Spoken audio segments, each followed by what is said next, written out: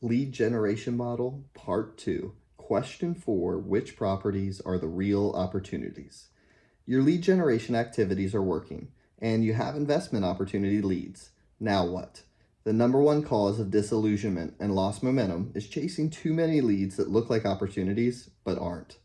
Although there is no foolproof way to avoid wasting some time with these suspects, there is a way to avoid wasting a lot of time. It's called qualifying your leads. All this means is that you always must ask a few qualifying questions of the seller or the referrer to make sure the property falls within your criteria for what you're willing to consider. In other words, they qualify as prospects. Number 4, which properties are the real opportunities? Separate suspects from prospects. Step 1, qualify all suspects. Step 2, focus only on prospects. The way to convert suspects to prospects is to write down the broad criteria that are most important to you and then make sure the property meets them.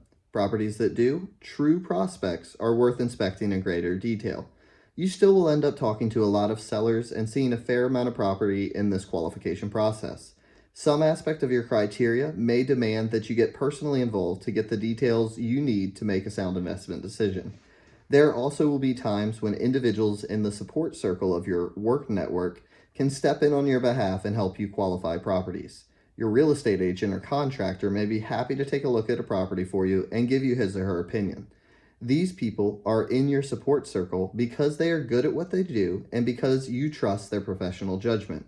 If the suspect turns out to be a true prospect, one way you can reward those people is by involving them professionally in the deal.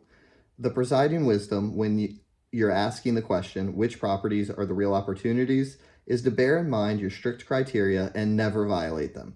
Great criteria act like a safety valve and protect both your time and your money. The truth is that building great lead generation criteria requires focus over time. If you're looking at a single family home in a certain part of town, you can get a rough idea of what they sell for and rent for by looking at the current area listings. However, the more suspects you investigate, the better your sense will be of which ones represent true prospects. You'll start to understand which aspects of your criteria count the most towards market values and rental rates. You need to understand why a certain property sells for the market average while another sells for $15,000 more, or why a certain property rents for the average rent while one down the street rents for $150 more. Each time you look, you get a snapshot of how your criteria perform in specific circumstances. Different factors affect value differently in your targeted areas, but your focus over time will give you insight into this process. Millionaire real estate investors are always refining their criteria. They want the tremendous advantages that come with truly understanding their market. When you buy a property, you want it to be worth more that day than what you paid for it. Marshall Redder, Millionaire Real Estate Investor, Granville, Michigan. Live the 5 laws of lead generation. They say the beauty is in the eye of the beholder, and that is certainly true in the game of real estate investing. Millionaire real estate investors approach lead generation with a posture and perspective that allows them to recognize legitimate opportunities and disregard properties that might be trouble. It's a posture and perspective of the watchful investor, and it's built on the 5 laws of lead generation. The 5 laws of lead generation. Number 1, never compromise. You're only looking for properties that meet your criteria and motivated sellers who will meet your terms. 2, be a shopper, not a buyer. It's better to miss a good one than buy a bad one. 3, timing matters. Be the first or last person to make an offer. 4, it's a numbers game. The quality is in the quantity. 5, be organized and systematic. Protect your time and your money. Law number 1, never compromise. You're only looking for properties that meet your criteria and motivated sellers who will meet your terms. This law is about standards and the patience and persistence it takes to fulfill them. Finding real estate investing opportunities that meet the tough, unyielding standards of a successful investor takes time, patience, and persistence, especially in the beginning.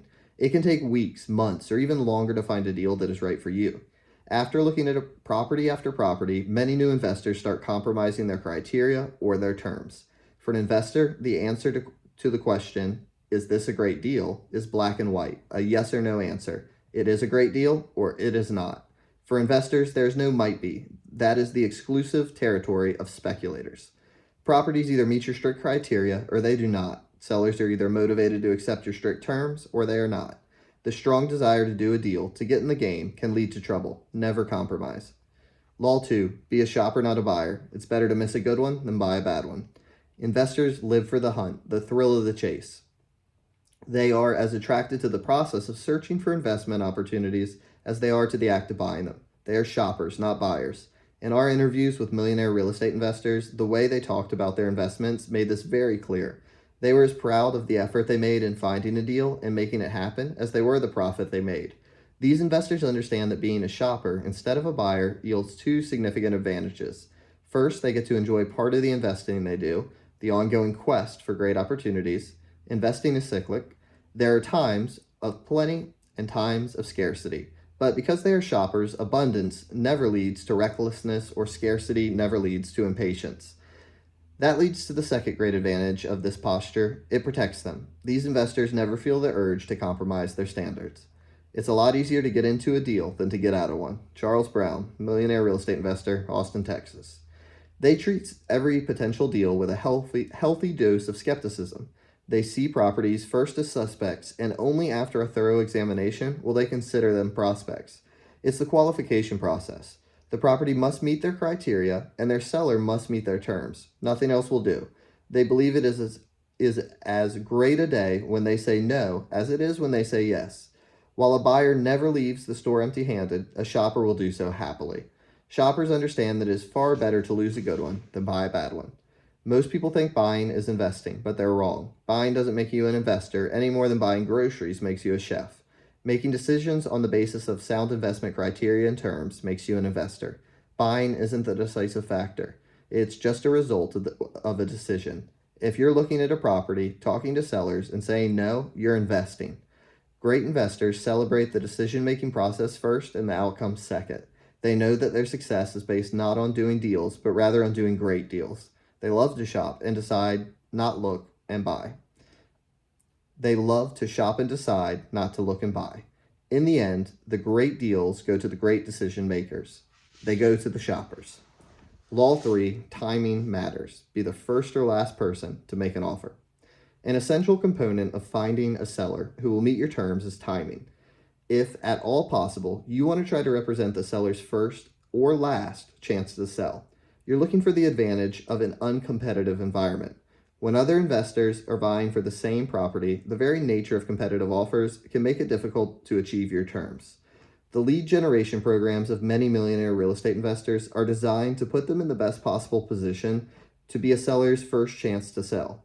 They market and prospect for sellers who do not yet know they are sellers.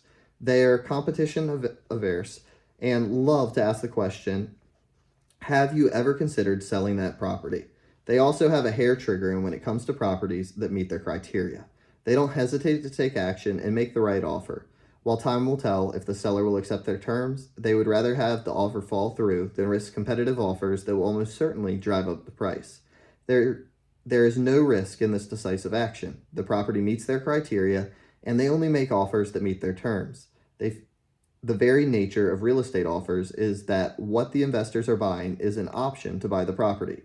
If during the property inspection, the realities of the property no longer meet their expectations, they can walk away. If you participated in an auction, you've seen how the law of being last plays out. Serious investors rarely bid before the auctioneer counts down with going once, going twice. They understand that most of their competition has been weeded out, and if their price terms can still be met, they make their offer. Also, they rarely stay in the bidding process for long. Great investors can pick their moments, and when they can, they choose to be first or last. Law number 4, it's a numbers game. The quality is in the quantity. Great lead generation in any business is about overkill over time. The more properties you look at and the more sellers you interview, the greater the odds that you'll find something great. Millionaire real estate investors understand this, and they cast a wide net for opportunity. The quality is in the quantity.